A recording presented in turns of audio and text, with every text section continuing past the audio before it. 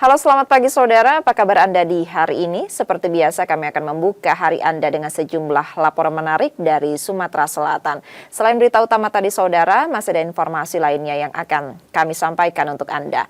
Bersama saya Reski Oktora, Anda menyaksikan Kompas Sumsel sepekan selengkapnya di Kompas TV, independen, terpercaya.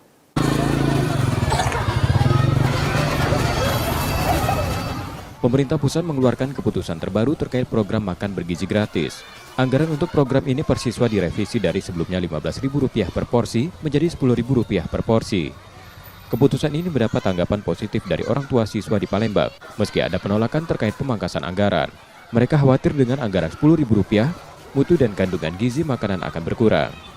Mereka tetap mendukung program ini, asalkan anggarannya tidak dipangkas lebih jauh. Mereka berharap menu tetap mencakup ayam, sayuran, buah, dan susu. Jangan ya kalau gitu. Ya, kalau bisa jangan sih. Tapi kan daripada tidak ya. Ayam, susu, sayur, buah. Di Palembang, dengan anggaran Rp10.000, pilihan menu cukup terbatas. Di beberapa warung makanan, menu dengan harga tersebut hanya nasi, tahu, tempe, dan sayur. Untuk menu ayam atau ikan, harga rata-rata adalah Rp12.000. Namun makanan seharga Rp10.000 tetap mengandung protein, vitamin, mineral, dan serat, meskipun jumlahnya terbatas. Yang Rp10.000 itu pilihannya nasi, tahu, telur, atau pergedel. Ya. Itu sama apa aja Bude? Sudah dengan sayur Bude? Sayur, sambal. Oke. Misalnya nasi masih jual nasi yang Rp10.000 ada tahu, telur atau pergedel itu masih bisa kita jual? Bisa. Masih terjangkau untuk bahan bakunya Bude? Ya. Program makan bergizi gratis telah diuji coba di beberapa sekolah dasar dan menengah pertama di Palembang. Nur Muhammad, Kompas TV, Palembang, Sumatera Selatan.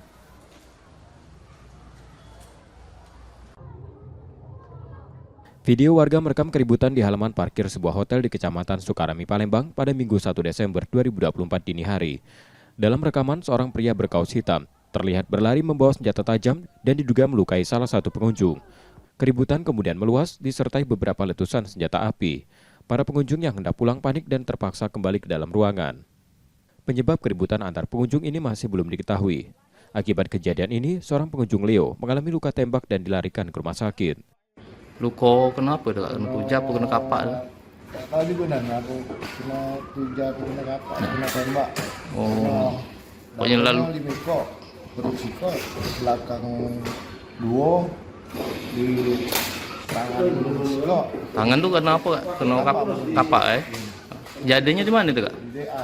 Oh di DA Keluarga korban melaporkan kejadian ini ke Sentra Pelayanan Kepolisian Terpadu Polrestabes Palembang dan kasus ini tengah diselidiki Satreskrim Polrestabes Palembang. Yudi Kiswanto, Kompas TV, Palembang, Sumatera Selatan. Pada Senin 2 Desember 2024 pagi, warga yang terdaftar dalam daftar pemilih tetap di TPS 22 Kelurahan Sialang, Kecamatan Sako, Palembang, mulai datang untuk mengikuti pemungutan suara ulang. PSU dilakukan setelah laporan pelanggaran administrasi yang diindikasi akibat kelalaian KPPS. Pada pemungutan suara 27 November lalu, 3 pemilih yang tidak terdaftar di Sialang diduga memberikan suara setelah diduga ada intervensi dari saksi, meskipun KPPS sempat menolak. PSU ini diawasi ketat dan berlangsung untuk pemilihan gubernur dan wali kota. TPS 22 memiliki 569 DPT, namun hanya 359 pemilih yang menggunakan hak suaranya pada pemungutan suara pertama. PSU di TPS ini berlangsung hingga pukul 13.00, dan setelah rekapitulasi, surat suara akan langsung dibawa ke PPK. Ketika pas mendaftar di sini memang sudah pertama kali sudah ditolak sama ketua KPPS, sudah menjalankan tugas dengan baik mereka, tetapi karena adanya intervensi dari pihak lain, makanya mereka bilang, oh ini bisa memilih. Tapi padahal sebenarnya ini tidak bisa, karena di beda domisili, Pak. Seperti itu. Oke, intervensi itu dari mana ya, Pak? Yang jelas di sini ada intervensi dari teman-teman saksi. Jadi karena mereka bilang ini bisa, jadi ya mau tidak mau anggota KPPS kita ini terpengaruh kan. Karena di saat itu mereka juga dalam keadaan kredit, dalam keadaan ramai juga. Selain TPS 22 Sialang, ada 4 TPS lain di Palembang yang juga menggelar PSU sesuai rekomendasi Bawaslu Kota, yaitu 2 TPS di Lebong Gajah, 1 TPS di Sukarami, dan 1 TPS di Seberang Ulus 1. Pelanggaran lain yang ditemukan adalah pencoblosan oleh salah satu DPT yang diwakili keluarga. Resi Oktora, Mokles Diferensial, Kompas TV, Palembang, Sumatera Selatan.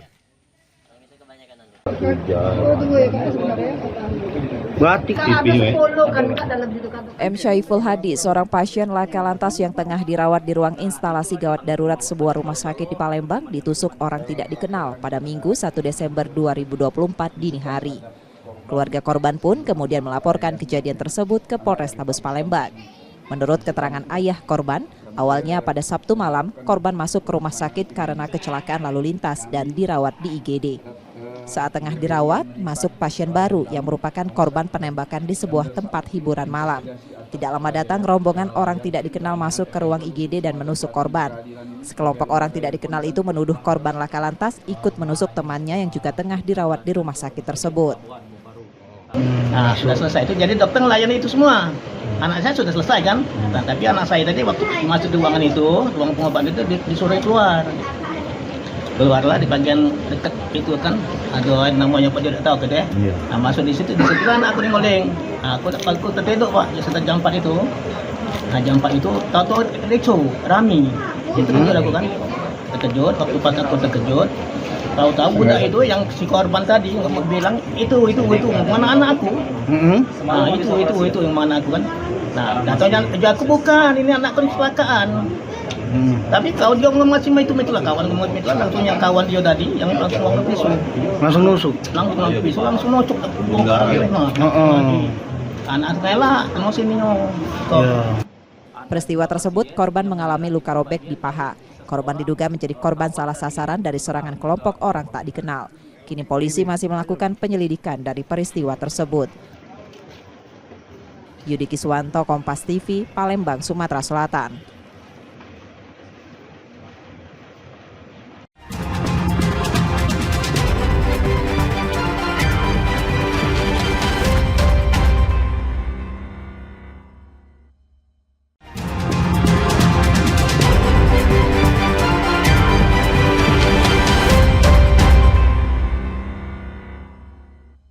Aku yang lah manggil dokter, lah manggil perawat dari tadi. Mereka alasan keliling. Sebuah video yang viral di media sosial memperlihatkan seorang pasien di Rumah Sakit Palembang Bari tengah marah-marah di depan ruang rawat inap. Dalam video tersebut, pasien dengan nada tinggi mengeluhkan lambatnya penanganan medis yang diterimanya. Pasien juga mengungkapkan dugaan adanya unsur kesengajaan dari pihak medis untuk menunda-nunda perawatannya. Menanggapi viralnya video tersebut, pihak Rumah Sakit Palembang Bari memberikan klarifikasi. Menurut Wakil Direktur Pelayanan RSUD Palembang Bari, pihaknya telah memberikan pelayanan medis sesuai prosedur pada pasien sejak pasien pertama kali datang ke IGD. Namun, pihak rumah sakit juga mengakui pasien seringkali bersikap tidak kooperatif dan bahkan mengancam petugas medis. Petugas kami dimaki-maki dan bahkan diancam. Ya, ini mungkin juga sudah menurut kami ya sudah di luar kewajaran, sudah diancam keluar kata-kata akan membunuh perawat kami. Dan ini benar-benar akhirnya membuat perawat kami dan petugas di lapangan sangat ketakutan. Ya, tapi tetap perawat kami di tengah ketakutan yang ada tetap melakukan tindakan, tetap memasukkan obat-obat ya untuk penurun panas tersebut. Atas tindakan pasien tersebut, pihak rumah sakit sudah melaporkan tindakan pasien yang mengancam petugas medis ke pihak berwajib. Yudi Kiswanto, Kompas TV, Palembang, Sumatera Selatan.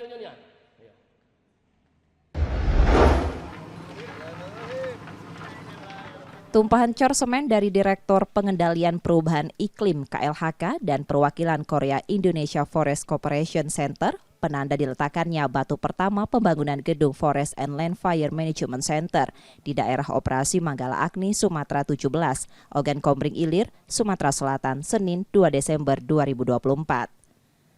Gedung ini akan menjadi pusat komando untuk koordinasi upaya pencegahan kebakaran serta dilengkapi dengan peralatan deteksi titik api dan ruang pelatihan bagi petugas lapangan. Pusat ini diharapkan dapat meningkatkan respon terhadap kebakaran dan mengurangi dampak kerusakan lingkungan. Pembangunan FLFMC mencakup teknologi, pelatihan, dan infrastruktur yang dibutuhkan untuk mengatasi karhutla. Diharapkan petugas lokal akan mendapatkan pelatihan yang lebih baik, memperkuat upaya perlindungan terhadap ekosistem yang rentan. Akan menjadi Center of Excellence atau pusat untuk mengembangkan kompetensi dan kualitas profesionalitas dari seluruh aparat pengendalian kebakaran hutan dan lahan, dan juga menjadi pusat operasi pengendalian kebakaran hutan dan lahan khususnya untuk wilayah Sumatera. Dan mudah-mudahan ini nanti tidak hanya bermanfaat untuk Sumatera Selatan atau Kabupaten Oki, tapi juga untuk seluruh upaya-upaya pengendalian kebakaran hutan dan lahan di Indonesia. Kerjasama Indonesia-Korea Selatan ini bukan hanya mencerminkan komitmen kedua negara untuk melindungi lingkungan, tetapi juga menunjukkan pentingnya kolaborasi internasional dalam mengatasi tantangan global. Dengan fasilitas yang memadai dan pelatihan intensif, pusat ini diharapkan menjadi model pengelolaan kebakaran hutan yang efektif dan berkelanjutan di masa depan. Purwantoro, Tripida, Kompas TV, Ogan Komering Ilir, Sumatera Selatan.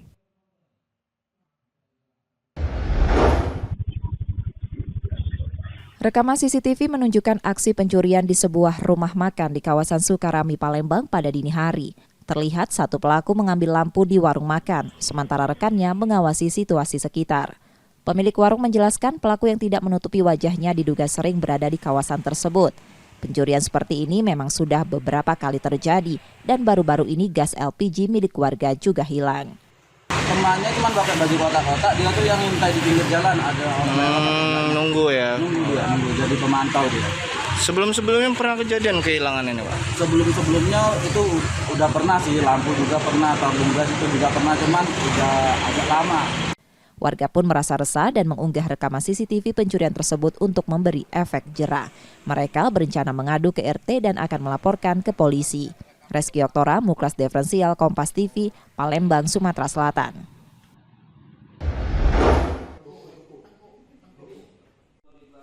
M. Fajar, seorang tahanan kasus penusukan mengalami luka di kepala dan tangan, serta lebam usai dianiaya tahanan lain di rutan Polrestabes Palembang.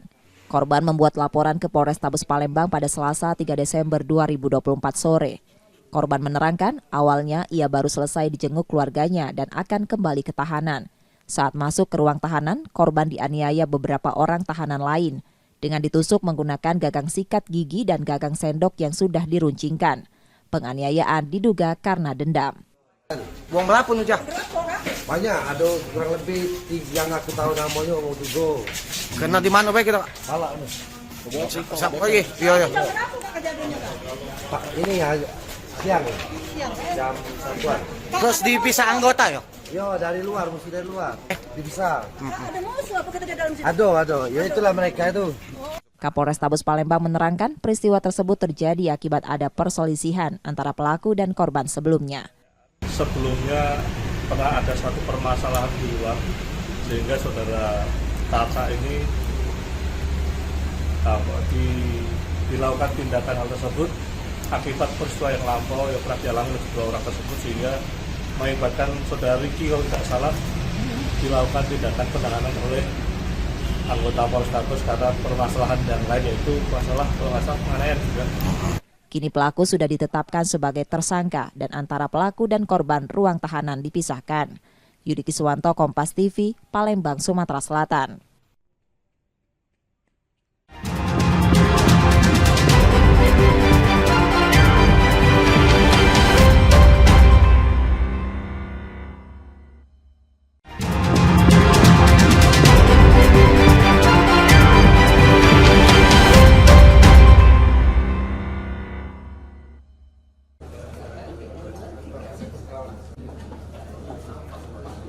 Komisi Pemilihan Umum Kota Palembang sudah menggelar rapat rekapitulasi suara untuk pemilihan wali kota dan wakil wali kota Palembang, serta pemilihan gubernur dan wakil gubernur Sumatera Selatan 2024. Dalam tahap ini, KPU Kota Palembang merekap hasil penghitungan suara dari 18 kecamatan. KPU Kota Palembang menargetkan proses rekapitulasi selesai segera. Mereka optimis bisa menyelesaikan lebih cepat karena berjalan lancar tanpa kendala berarti. Mungkin kita lihat dulu hari ini selesai berapa kecamatan, tapi kalau lihat dari ini 4 kecamatan ini tidak ada kendala, cuma penyesuaian karena kita penyesuaian di tingkat kota ini biar tidak berdampak di penghitungan di tingkat provinsi. Insya Allah kalau tidak ada ini semua rekap dari hasil D, tidak ada penyesuaian, mungkin lebih cepat, lebih awal. Namun KPU juga mencatat beberapa saksi pasangan calon tidak menandatangani hasil penghitungan suara di kecamatan. Nur Muhammad, Kompas TV, Palembang, Sumatera Selatan.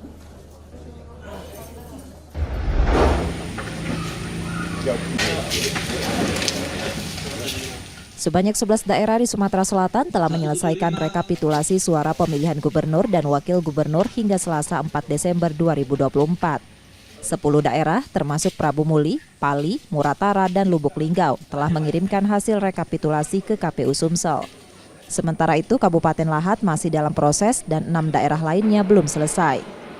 Kabupaten Ogan Ilir yang hanya satu pasangan calon menyisakan 1 TPS yang akan melakukan pemungutan suara ulang pada Kamis 5 Desember 2024. KPU Sumsel menargetkan rekapitulasi suara tingkat provinsi selesai pada 6 Desember dengan penghitungan suara dimulai pada 7 Desember 2024. Dari rekapitulasi sementara, pasangan calon nomor urut 1 Herman Deruci Ujang meraih 1.233.281 suara. Edi Santana Putra, Rizky Aprilia 485.818 suara. Dan Mawardi Yahya, Anita Nuringhati dengan 415.399 suara. Hari ini, per hari ini ya, KPU Provinsi Sumatera Selatan itu sudah menerima 10 hasil rekap di KPU Kabupaten Kota. Per hari ini terakhir itu semalam Banyuasin. Nah, masih ada 7 kabupaten kota yang proses rekap, tetapi hari ini dalam perjalanan KPU Muara Enim mengantar kotak hasil rekap ke Provinsi Sumatera Selatan. Artinya ada 6 kabupaten kota di Sumatera Selatan yang dalam proses rekapitulasi di tingkat kabupaten kota. Partisipasi pemilih pada Pilkada serentak 2024 di Sumsel tercatat lebih dari 80%. KPU Sumsel juga mengimbau pendukung masing-masing pasangan calon dan masyarakat untuk menunggu hasil resmi dari KPU Sumsel. Reski Oktora, Muklas Diferensial, Kompas TV, Palembang, Sumatera Selatan. Ini tuh, Pak. Nah, ya. 433 Ibu Rosila. Komisi Pemilihan Umum Kota Palembang mencatat penurunan partisipasi masyarakat dalam Pilkada serentak 2024. Penurunan berdasarkan laporan dari PPS dan PPK. Meskipun jumlah DPT lebih banyak dibanding pemilu 2024, KPU Palembang belum dapat memastikan seberapa besar penurunan partisipasi tersebut. Sepertinya turun ya. Turun. Ya, informasi dari teman-teman di KPPS berdasarkan monitoring itu banyak sekali yang masyarakat yang tidak memilih, hampir separuh kemarin ada beberapa KPPS yang kami monitoring. Kita juga kurang tahu, belum bisa kita sampaikan untuk saat ini faktanya seperti apa. Secara nasional, dari data KPU RI, tingkat partisipasi masyarakat dalam Pilkada serentak 2024 diperkirakan di bawah 70%. Nur Muhammad, Kompas TV, Palembang, Sumatera Selatan.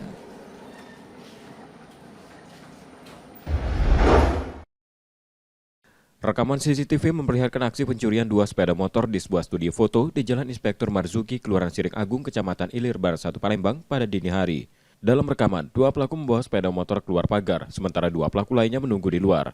Keempat pelaku datang berboncengan menggunakan 2 sepeda motor dan mengenakan masker. Pemilik studio foto menjelaskan, sepeda motor tersebut terkunci stang dan diparkir di depan ruko. Para pelaku masuk ke halaman ruko dengan merusak gembok pagar. Sepeda motor baru diketahui hilang oleh pemiliknya saat akan membuka studio pada pagi harinya. Gembok itu dirusak sama pelaku. Dia berempat pelakunya, Kak. Yang dua eksekusi, yang duanya standby di luar. Dan dia datangnya dari arah Amaris itu. Aku lihat CCTV dia pakai kayak penciti itu loh, Kak. Jadi ditutus niat, diputar niat. Emang nggak susah. Dikira kalau dalam aksinya itu lebih kurang 20 menit. Dengan bukti rekaman CCTV yang viral di media sosial, korban melapor ke Polsek Ilir Barat 1 Palembang. Reski Oktora, Muklas Diferensial, Kompas TV, Palembang, Sumatera Selatan.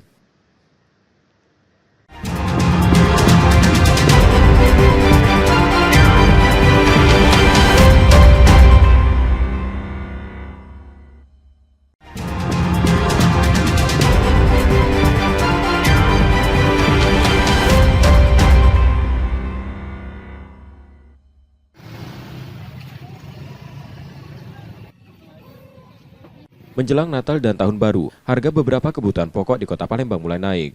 Di Pasar 26 Ilir, pada Kamis 5 Desember 2024, harga bawang putih kini mencapai Rp40.000 per kilogram, naik dari sebelumnya Rp38.000. Begitu juga dengan bawang merah, yang kini dijual Rp36.000 per kilogram, naik dari semula Rp34.000. Sementara itu, harga telur tetap stabil di Rp26.000 per kilogram.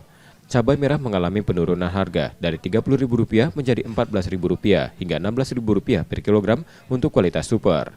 Penurunan ini dipengaruhi curah hujan tinggi, namun harga cabai hijau masih cukup tinggi mencapai Rp20.000 per kilogram, naik Rp5.000 dari harga sebelumnya. Harga cabai rawit juga naik, kini di harga Rp35.000 per kilogram.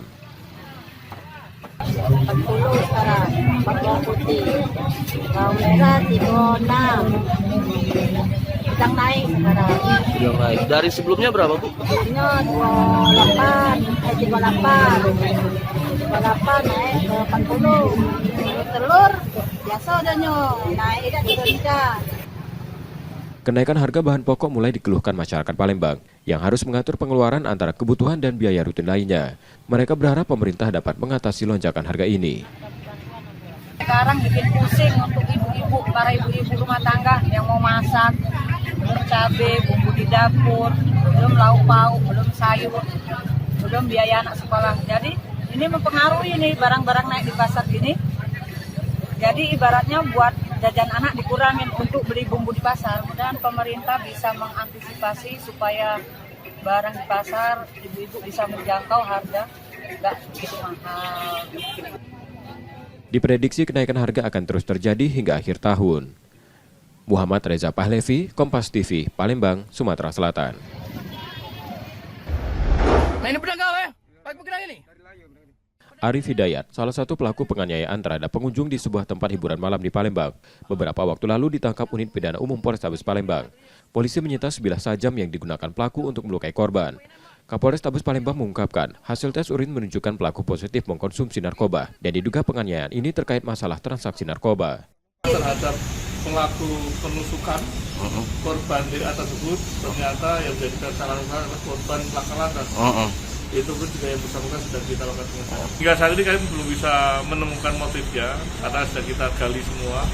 Yang pasti yang bersangkutan kita tes urin dalam kondisi yang positif. Kita meyakini tidak jauh daripada permasalahan berkaitan tentang narkoba. Oleh karena itu kita akan intensifkan sejauh mana kebenaran informasi yang terjadi karena yang bersangkutan mengalami sebagai korban pada saat konsumsi narkoba. Polisi masih memburu satu pelaku lainnya yang menggunakan senpi. Yudi Kiswanto, Kompas TV, Palembang, Sumatera Selatan. Pak Nelson hari ini periksa, Pak.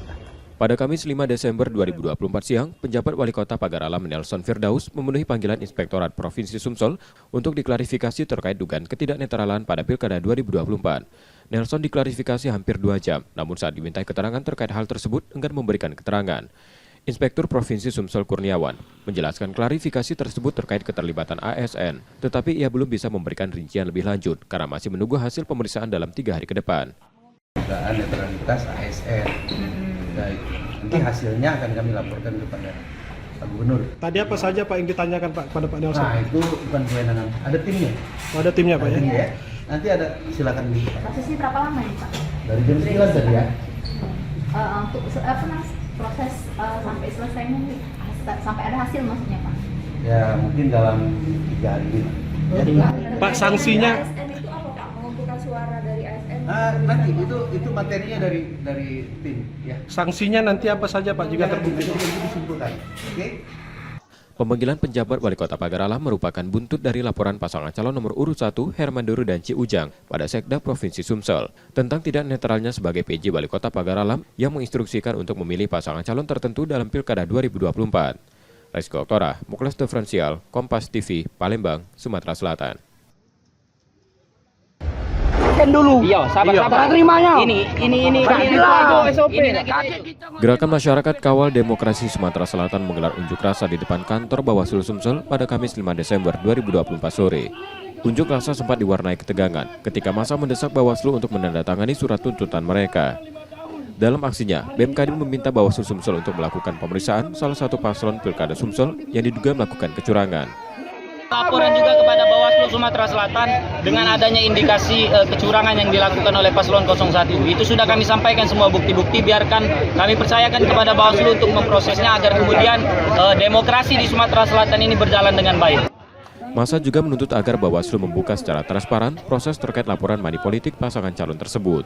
Provinsi Sumatera Selatan ada 14 laporan, mayoritas itu dugaan pelanggaran politik uang. Ya, ada yang memang case-nya di lokusnya di kabupaten kota itu kita limpahkan di kabupaten kota. Tapi yang di provinsi khusus pemilihan gubernur itu kita tindaklanjuti di provinsi. Ya ada foto kan, ada foto, ada stempel dan sebagainya kan itu yang kita lihat dari bukti-bukti yang disampaikan kepada kita. Menjadi pelanggaran kalau memang terbukti mengajak. Iya, jadi pelanggaran politik uang ini kan yang menerima dan memberi itu sama-sama ada sanksi pidananya. Bawaslu Sumsel menyatakan menerima tuntutan pengunjuk rasa dan saat ini sedang dipelajari. Yudi Kiswanto, Kompas TV, Palembang, Sumatera Selatan.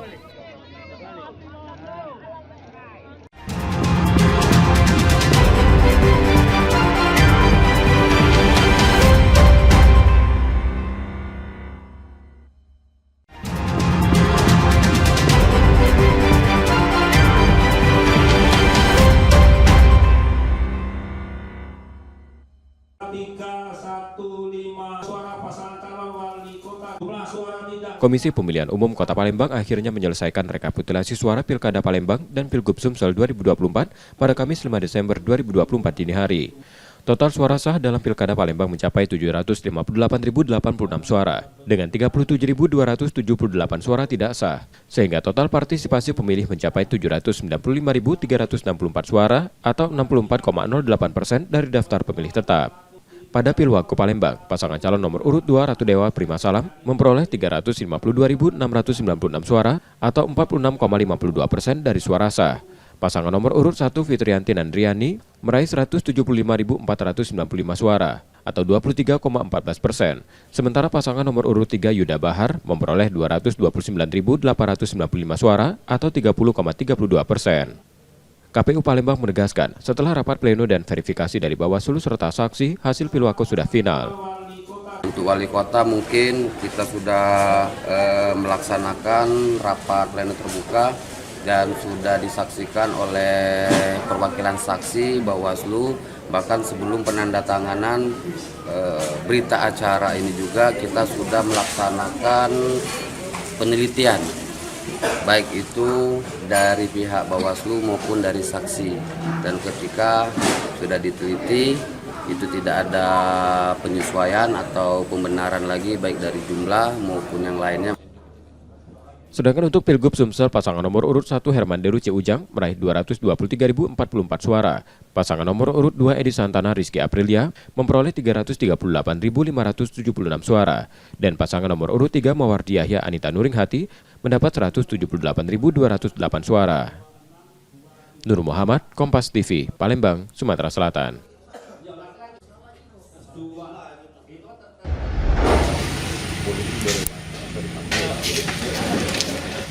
Setelah pencoblosan pada akhir November, Komisi Pemilihan Umum Kota Palembang mengungkapkan partisipasi pemilih dalam Pilkada 2024 hanya mencapai 64% atau 795.364 suara dari jumlah daftar pemilih tetap. KPU Kota Palembang mengakui adanya penurunan tersebut. Mereka menyatakan telah melakukan berbagai upaya, mulai dari sosialisasi di tingkat pemula hingga ke pasar dan pelosok daerah. Ya, penurunan yang pastinya kami KPU Kota Palembang sudah berusaha semaksimal mungkin untuk sosialisasi baik di pemula 34 sekolahan menengah atas di Kota Palembang, bahkan kami juga dengan Badan Ad Hoc PPKPPS itu melaksanakan sosialisasi ke pasar-pasar, bahkan masuk ke lorong-lorong warga untuk mensosialisasikan sangat pentingnya hak pilih warga Kota Palembang. Tapi ya di sini penurunan mungkin dengan tingkat partisipasi 64%. Menurut KPU, penurunan ini disebabkan beberapa faktor seperti pemilih yang telah meninggal atau yang berdomisili di luar kota. Nur Muhammad, Kompas TV, Palembang, Sumatera Selatan.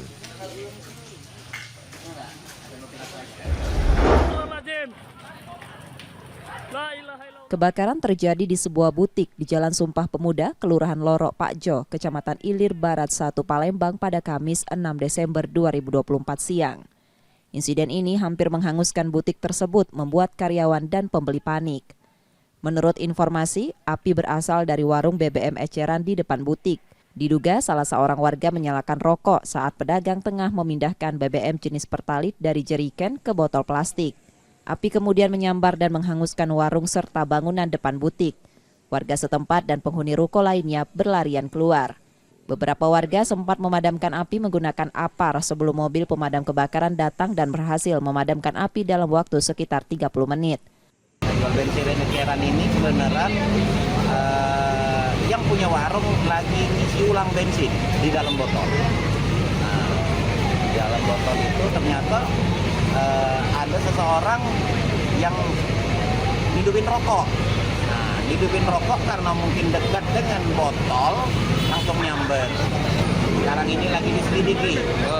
Motifnya seperti apa? Apa bermain-main untuk membakar atau gimana lagi diselidiki oleh Polsek Ilir Barat 1. Tidak ada korban dalam peristiwa ini, polisi kemudian melakukan olah TKP. Reski Oktora, Muklas Diferensial, Kompas TV, Palembang, Sumatera Selatan.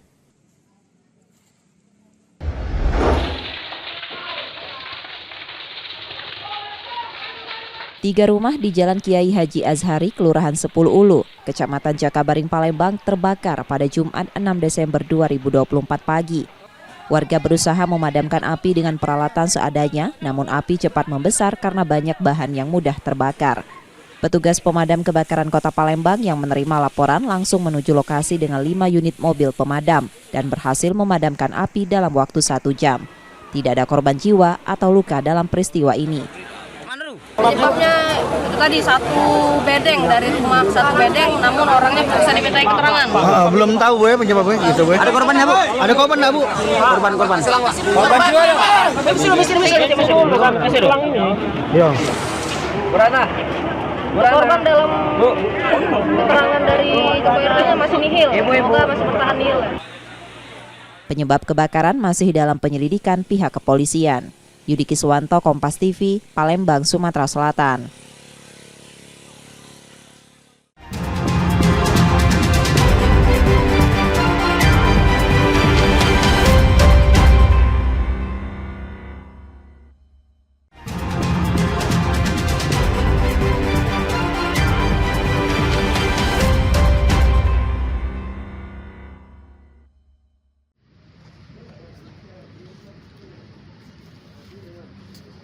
Satuan Gabungan Telekomunikasi di Sumatera Selatan melaporkan pencurian ke Polda Sumatera Selatan pada Kamis 5 Desember 2024 sore. Salah satu pelapor menjelaskan modul baterai tower di 60 lokasi raib dibawa kabur kelompok pencuri dengan kejadian terbanyak di Kota Palembang diikuti 7 daerah lainnya. Pencurian ini terjadi selama 1 bulan terakhir dengan 13 laporan polisi dan kerugian mencapai 1,5 miliar rupiah. Selain itu, hilangnya modul baterai dan peralatan lainnya menyebabkan terganggunya jaringan di 4 perusahaan telekomunikasi. Menurut saksi di sekitar lokasi, para pelaku menggunakan pakaian petugas operator untuk melancarkan aksinya dan mengelabui warga. Ada 13 LP yang kami laporkan yang ada di Sumatera Selatan. Kenapa ini kami laporkan? Karena yang dicuri ini modul dan alat-alat telekomunikasi. Yang mana alat-alat telekomunikasi ini di era zaman digital sekarang ini sudah kepentingan masyarakat. Sinyal untuk nelpon dan data dan lain-lainnya. Ke TKP yang dicurian ini hampir 60-an ya, sekitar kurang lebih 60 TKP yang ada di Sumatera Selatan. Mungkin bisa 1 sampai 1,5 M. Ya, Laporan pencurian ini telah diterima di Polda Sumsel dan akan ditindaklanjuti. Reski Oktora, Muklas Diferensial, Kompas TV, Palembang, Sumatera Selatan.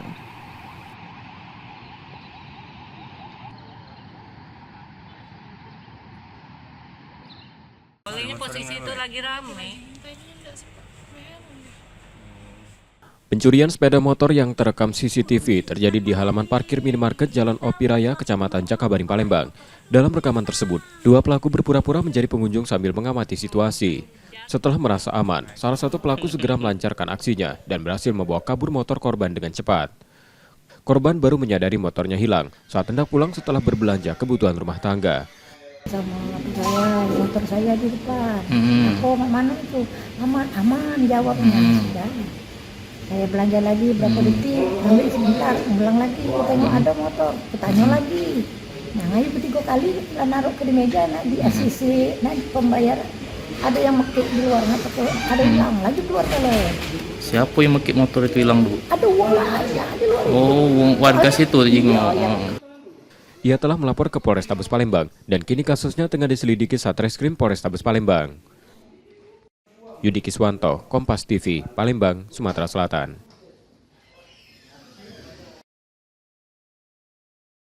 Sriwijaya FC menjamu Persiraja Banda Aceh di Stadion Gelora Sriwijaya Jakabaring, Palembang, namun gagal meraih kemenangan. Meski mendominasi permainan sejak awal, skuad Sriwijaya FC gagal memanfaatkan sejumlah peluang emas. Sementara Persiraja mampu mencetak 4 gol, masing-masing melalui Miftahul Hamdi menit 45, 60, Korfi Antoni menit 63, dan Vivi Azriza menit 72. Sriwijaya FC hanya mampu membalas 2 gol lewat Chris Rumbiak menit 80 dan 89. Pelatih Sriwijaya FC Hendri Susilo mengaku kecewa dengan hasil ini, mengingat banyaknya peluang yang terbuang. Mungkin ya namanya sepak bola sesuatu bisa terjadi ya, tapi saya pikir ya itulah impactnya, kita tidak bisa menyebut ya. Saya sudah kasih tahu juga, saya juga nggak mengerti sampai lose control. Di sisi lain, pelatih Persiraja Ahyar Lias merasa puas dengan permainan timnya. Syukur alhamdulillah, kami sangat bersyukur atas hasil hari ini. Hasil Singapura kita bisa memenangkan pertandingan di Sriwijaya. Tidak mudah, kita tahu belum ada tim satupun yang bisa menang di sini. Dari awal kita memang menargetkan bermain semaksimal mungkin, bermain fight. Dengan kekalahan ini, Sriwijaya FC masih tertahan di peringkat ke-8 klasemen grup 1 dengan 7 poin dari 12 pertandingan. Nur Muhammad, Kompas TV, Palembang, Sumatera Selatan.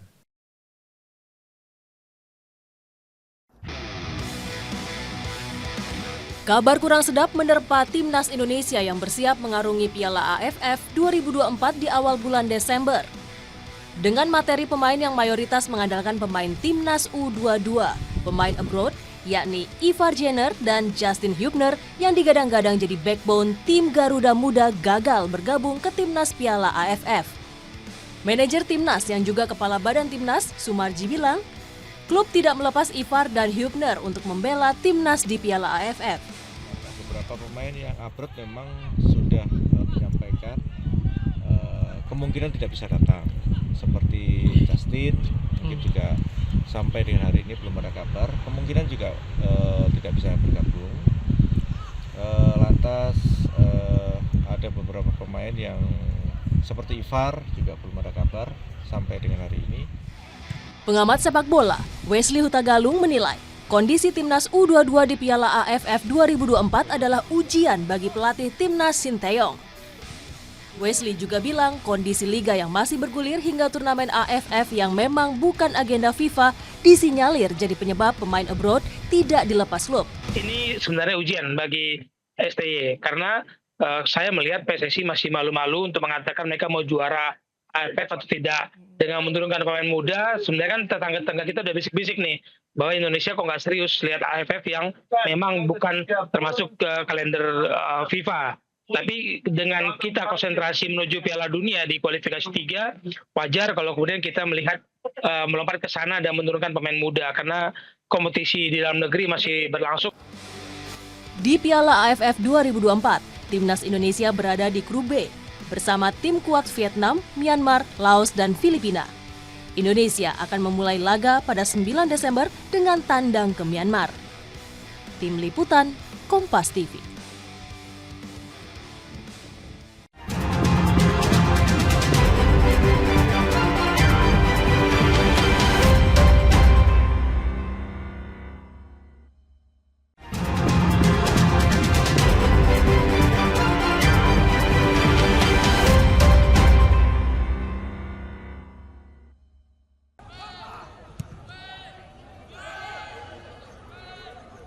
Babak final Piala Suratin U17 Zona Sumatera Selatan 2024 mempertemukan PS Palembang melawan Porsiba Tanjung Enim. Dalam laga yang berlangsung di Stadion Atletik Jakabaring Sport City Palembang, PS Palembang yang dikenal dengan sebutan Laskar Segentar Alam menang 2-1. Kemenangan ini membawa PS Palembang melaju ke putaran nasional Piala Suratin U17 di Solo pada 2024. Asosiasi Provinsi PSSI Sumatera Selatan mengungkapkan persaingan antar tim dalam Piala Suratin U17 Zona Sumsel tahun ini cukup ketat. Kekuatan tim di kabupaten dan kota hampir merata dan banyak pemain muda potensial yang muncul. Oh, banyak sekali, banyak. Makanya kita juga talent scouting juga ada. Itu sebagai data kita, apalagi nanti mereka ini kan di 2025 nanti kan ada klub juga kan. Nah itu salah satu event-event yang juga nanti bergengsi bagi klub-klub yang ada di Sumatera Selatan. Harapan kita agar lebih maju lagi, kita mulai dari grassroots ya, mulai dari SSB kemarin kita gelar sampai dengan ke jenjang-jenjang berikutnya hingga nanti muncul bibit-bibit yang nanti untuk mendongkrak persepak bola yang ada di Sumatera Selatan ini. Sementara itu di Piala Suratin U13, Elang Emas Sriwijaya keluar sebagai juara dan juga memperoleh tiket untuk berlaga di putaran nasional Piala Suratin U13 2024. Nur Muhammad, Kompas TV, Palembang, Sumatera Selatan.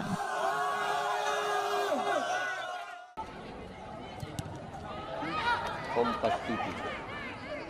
Setelah meraih gelar juara Piala Suratin U17 Zona Sumatera Selatan, PS Palembang lolos ke putaran nasional Piala Suratin U17 di Solo. Manajemen PS Palembang mengungkapkan mereka akan mempersiapkan tim dengan lebih baik untuk tampil maksimal di putaran nasional. Manajemen juga telah mendata ulang pemain yang akan dibawa ke Solo.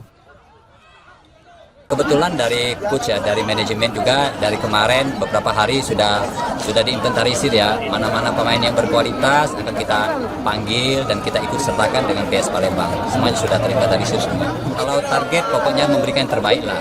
Ya, inginnya kita yang targetnya yang terbaik ya. Semoga ya, mohon doanya semuanya. Meski puas dengan performa tim saat ini, manajemen PS Palembang menyadari masih ada beberapa aspek yang perlu ditingkatkan sebelum bertanding di putaran nasional. Nur Muhammad, Kompas TV, Palembang, Sumatera Selatan.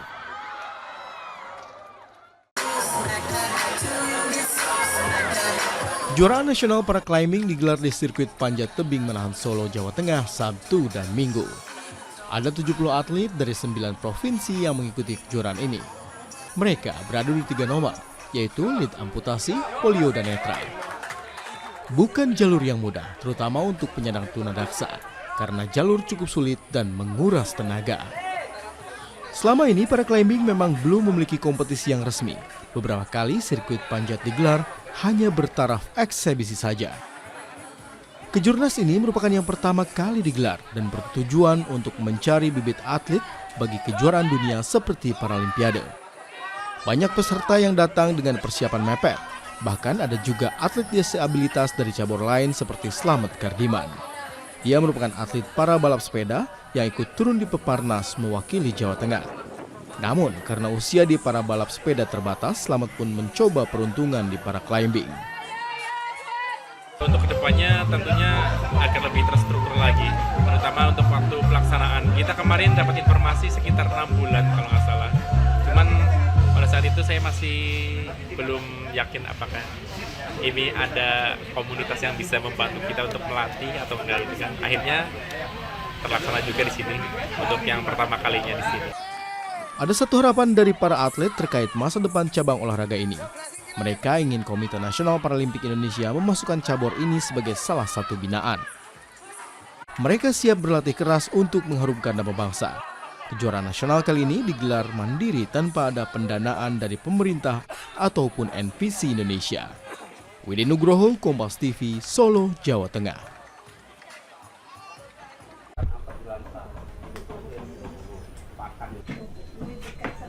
Rusli, warga Talang Betutu Palembang, mengubah limbah gorengan seperti tepung bekas ayam goreng, tahu, dan getas menjadi produk bernilai.